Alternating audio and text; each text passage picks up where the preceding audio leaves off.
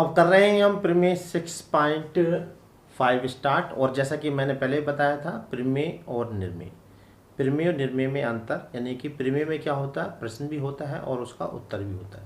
बस हमें उस उत्तर को तर्क दे के प्रूव करना होता है, ठीक है। और निर्मेय में आप जानते हैं उसमें रचना करनी होती है ज्योमेट्री बॉक्स की सहायता से। तो यहाँ पर हमें ज्योमेट्री बॉक्स का यूज नहीं करना है, बस जो प्रमेय में जो प्रश्न दिया हुआ है और उसका जो उत्तर है उसको तर्क दे के हमें प्रूफ करना है। तो देखिए यहाँ पे जरा ध्यान से समझेंगे कि इसमें प्रश्न क्या है और उत्तर क्या है। प्रश्न है, पहले पढ़ते हैं ध्यान से। यदि एक त्रिभुज का एक कोण दूसरे त्रिभुज का एक कोण बराबर हो, तो भाई दो त्रिभुज की बात कर रहा, तो पहले यहाँ पे हम दो त्रिभुज बना देते हैं।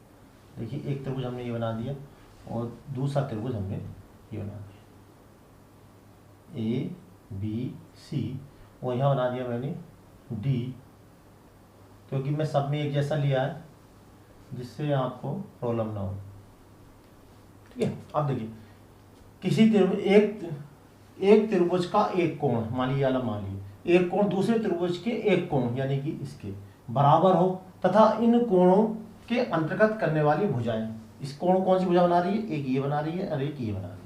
इस वाले कौन सी बना रही है, एक ये और एक ये, कि भुजाएं समानुपाती हो, यानी इनका जो अनुपात है वो बराबर है। यानी जब दो भुजाओं का अनुपात बराबर होता है तो उसे हम कहते हैं समानुपात, यानी इसका जो अनुपात है वो इसके और इसके अनुपात के बराबर है, इसका मतलब समानुपाती।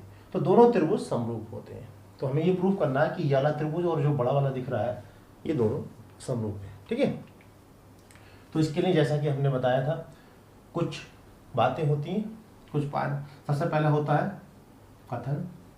तो कथन में क्या करते हैं, कथन में जो ये दी हुई ये लाइन ये पूरी यहाँ पे छाप देते हैं, लेकिन अगर ज़्यादा बड़ी है तो शुरू के 2 वर्ड लिखेंगे ऐसे, यदि एक, ठीक है, ऐसे डॉट डॉट लगा देंगे और लास्ट में यानी जो प्रश्न होता है वही हमें कथन कहलाता है,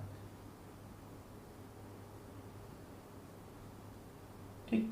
तो पहले मैं इसमें बता रहा था कि इसका प्रश्न क्या है। प्रश्न ये है कि अगर एक त्रिभुज का एक कोण और दूसरे त्रिभुज के एक कोण, यानी पहले त्रिभुज का एक कोण और दूसरे त्रिभुज का एक कोण बराबर हो और उनका अनुपात, उस कोण को बनाने वाली भुजाओं का अनुपात बराबर हो, तो ये दोनों त्रिभुज कैसे होते हैं। तो आपका उत्तर है ये दोनों त्रिभुज समरूप होते हैं।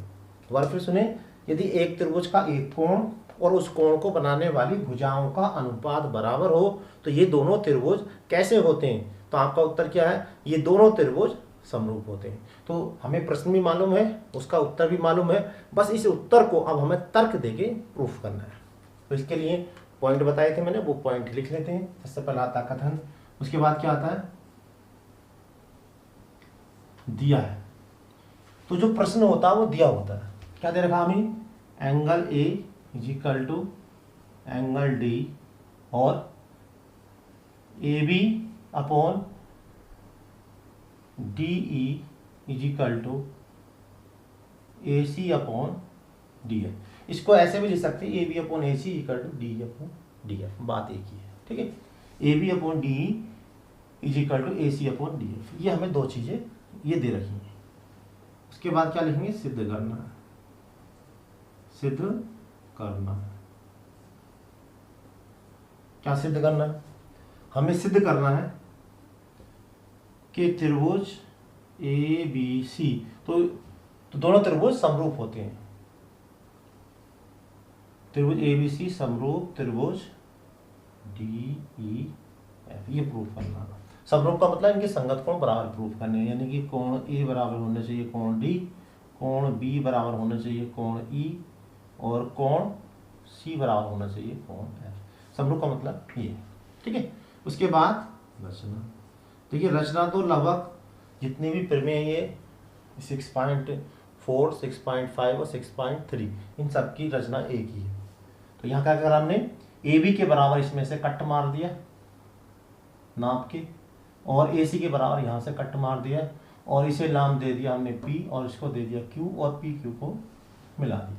जब भी रचना करते हैं तो यहाँ पर डॉट लाइन से लिखते हैं, क्योंकि डॉट लाइन ये शो करता है कि हमने ये इस क्वेश्चन को प्रूफ करने के लिए कुछ एक्स्ट्रा काम किया है। तो रचना में हमने क्या करा, A B is equal to D P, A C is equal to D Q and तथा पी व क्यू को मिलाया, ये हमने रचना। ठीक है, अब इसकी उत्पत्ति देखिए। तो उत्पत्ति जो हमें दिया हुआ उसी को लेके चलेंगे थोड़ा। हमें दे रखा ये, ठीक है, तो इसके हिसाब से हम चलते हैं। देखिए angle A is equal to angle D दिया हुआ, क्लियर। एंगल ए हमें किसके बराबर दे रखा है, एंगल डी के। अच्छा चलो ये तो हमें दे रखा है। और A B is equal to किसके, हमें क्या प्रूफ करना है, हमें ये प्रूफ करना है कि ये दोनों त्रिभुज समरूप है। तो हम इसे इसके समरूप प्रूफ करेंगे और इसको बड़े वाले के समरूप करेंगे, आंसर हमारा आ जाएगा। ठीक है, तो देखिए angle A is equal to angle D और A B is equal to D P and A C is equal to D Q. देखिए जरा ध्यान से, एंगल ए बराबर डी क्यों है, लिखेंगे तर्क, क्या लिखेंगे, दिया है, ये तर्क हो गया। ये कहाँ से आया, A B equal to D P, A C equal, आया रचना से, रचना से। ठीक है, तो ये हमें तर्क दे दिया। अब इसके बाद इन दोनों से देखिए, इन दोनों को मिला के हम क्या कह सकते हैं, त्रिभुज ए बी सी सर्वांगसम त्रिभुज डी पी क्यू। अब ये सर्वांगसम कैसे हुआ, ये कोण बराबर हुआ दो भुजाएं, यानी किसके द्वारा, एस ए एस द्वारा। देखो त्रिभुज की दो भुजाएं बराबर हो, दो त्रिभुजों की, और उनके बीच का कोण बराबर हो तो दोनों त्रिभुज सर्वांगसम होते हैं। जब सर्वांगसम होते हैं तो इनके जो संगत कोण और संगत भुजाएं भी बराबर होंगी, यानी कि कोण बी बराबर हो जाएगा कोण पी और कोण सी बराबर हो जाएगा कोण क्यू। इसे डाल देते हैं इक्वेशन फर्स्ट, काम आएगी। कोण बी बराबर आ गया कोण पी और कोण सी बराबर आ गया कोण क्यू। ठीक है ना, अब हम लेते हैं जो हमें ये दे रखा, क्या दे रखा हमें, A B upon D E is equal to A C upon D, ये हमें दिया हुआ। ठीक है, अब क्या करना हमसे यहाँ से, अब देखिए हमें जो ये तो प्रूफ हो गया कि एंगल बी बराबर है, बस ये एंगल इसके इक्वल हो जाए, और ये एंगल इसके इक्वल तभी होगा जब ये पैरेलल हो जाए। और ये पैरेलल कब होगा, जब this upon this is equal to this upon this हो जाए। क्योंकि फिर में 6.2 क्या कहती है कि अगर कोई रेखा दो रेखाओं को प्रतिच्छेद करती है, ठीक है, और उनका अनुपात बराबर हो, तो वो रेखा तीसरी भुजा के समांतर होती है। ये प्रीमियर 6.2, तो उसी का हम प्रयोग करेंगे यहाँ पे।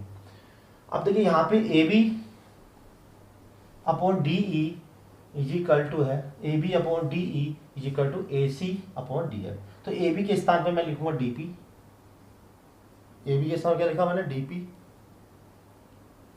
और यहाँ पर देखिए डी के स्थान पे मैं क्या लिखूंगा, ए बी के स्थान पे डी पी, और डी को मैं कुछ नहीं करूंगा, और ए सी के स्थान पे मैं लिखा डी क्यू, और डी एफ को भी मैंने अभी कुछ नहीं किया। अब मुझे यहाँ पर देखिए डी पी तो लाना ही है, डी क्यू भी लाना है, लेकिन डी और डी एफ को गायब करना, तो कैसे गायब करेंगे, यहाँ कर देता हूँ। देखिए इनका व्युत्क्रम कर देते हैं, व्युत्क्रम करने पर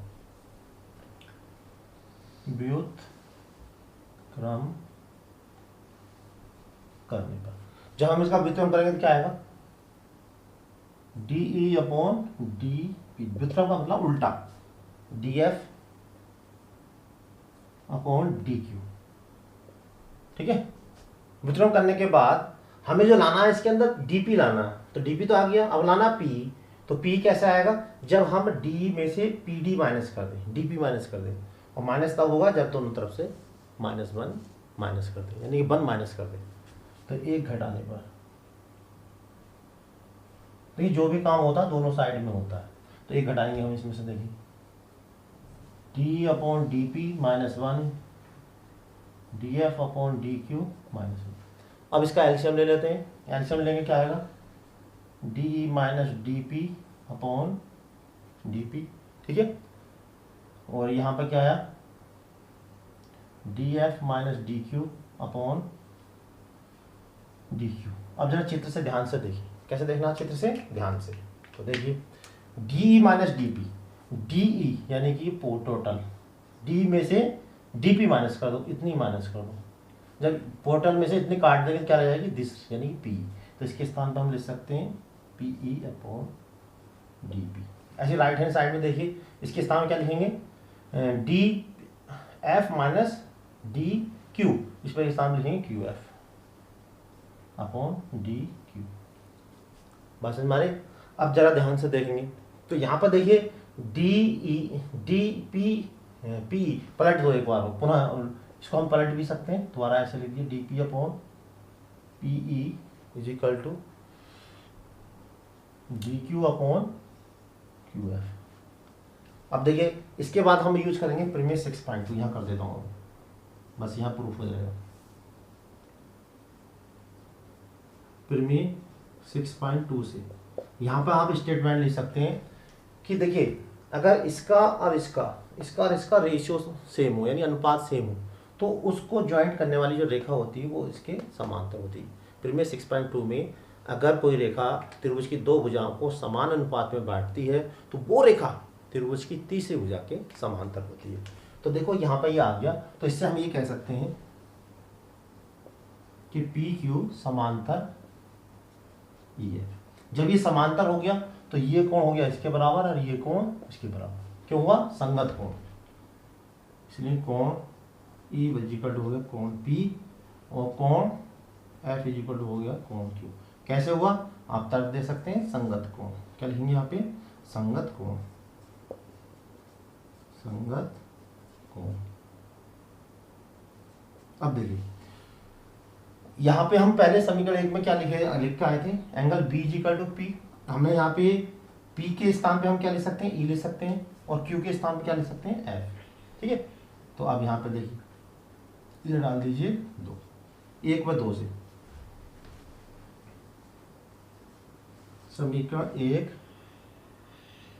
व 2 से, देखिए 1 व 2 से, तो 1 व 2 से क्या हुआ, एंगल, देखिए एंगल बी इक्वल टू आ गया पी के स्थान पर लिख देंगे E, angle B equal to आ गया एंगल, देखिए angle B equal to P और पी के स्थान क्या लिख दिया ई, तो एंगल बी इक्वल टू कितना हो गया, ई हो गया। और एंगल देखिए एफ के स्थान पर हमने क्या लिखेंगे, एफ के स्थान पे, और क्यू के स्थान पर लिखेंगे सी। एंगल एफ इक्वल टू हो गया, क्यू के स्थान क्या लिख दिया हमने, सी। यहाँ से अब देखिए ये angle B equal to E, F equal to C, यानी कि ये वाला कोण इसके बराबर हो गया, ये कोण इसके बराबर हो गया, तो ये दोनों त्रिभुज कैसे हो गए, समरूप हो गए, क्योंकि ए डी के बराबर पहले से ही था। ठीक है, इसलिए त्रिभुज ए बी सी समरूप त्रिभुज डी ई एफ, ए द्वारा, अगर दो त्रिभुजों के दो कोण बराबर होते हैं तो त्रिभुज जो होता है वो समरूप हो जाता है। वैसे यहाँ पे ये कोण इसके बराबर हो गया, ये वाला इसके बराबर हो गया, और ये पहले से ही बराबर था, तो दोनों त्रिभुज कैसे हो गए, ये समरूप हो गए। और यही हमें इसमें प्रूफ करना था। क्या प्रूफ करना था, देखिए सिद्ध करना, ये प्रूफ करना, इसका मतलब एंगल बराबर कह दो या, ठीक है। तो यहाँ पर देखिए प्रीमियर 6.5 भी हमने करा दी है, और हमने जितने भी स्टेप है इसमें सारे स्टेप यहाँ पर दिए हैं। मुझे उम्मीद है कि आपको ज़रूर ये प्रीमियर समझ में आई होगी, पसंद आई होगी। इसकी आप प्रैक्टिस करेंगे तो आपको अच्छे से समझ में आ जाएगी। जब आप प्रीमियर अच्छे से करेंगे तभी आप क्वेश्चन को बहुत अच्छे से कर सकते हो, क्योंकि क्वेश्चन करने के लिए प्रीमियर जो है बिल्कुल अच्छे से समझी होनी चाहिए।